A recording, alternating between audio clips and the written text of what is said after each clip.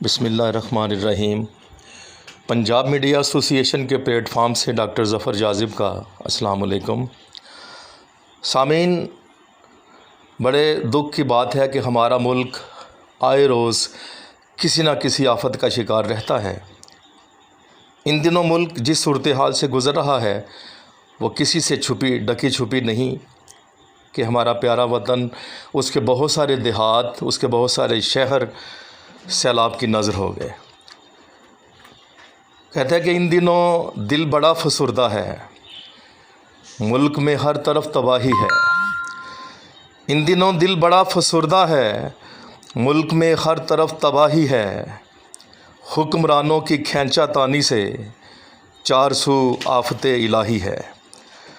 تو یقیناً یہ حکمرانوں کی آپس کی نا اتفاقیوں کی وجہ جو انتظامی معاملات بر وقت اور صحیح نہیں انجام پاتے اور جس کی وجہ سے ملکی نقصان، جانی نقصان ہوتا ہے۔ خدا ناراض کر بیٹھے، یہ ہم سب کیا کر بیٹھے، بہت پرواز کر بیٹھے، خدا ناراض کر بیٹھے۔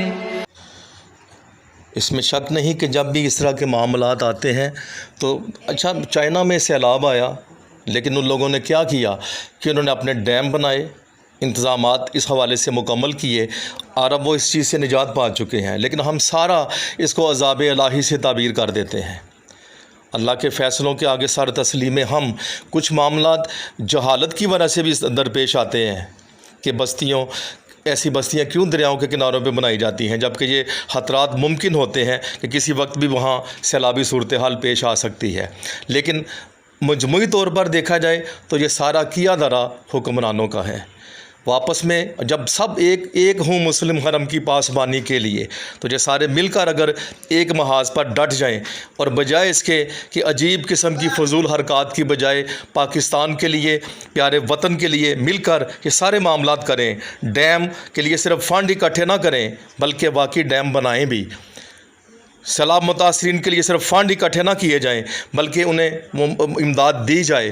اسی طرح بہت سارے معاملات ہیں کہ جن کے لیے فنڈز تو اکٹھے کیے جاتے ہیں لیکن ان پہ پیش رفت نہیں کی جاتی، جس کا نتیجہ یہ نکلتا ہے۔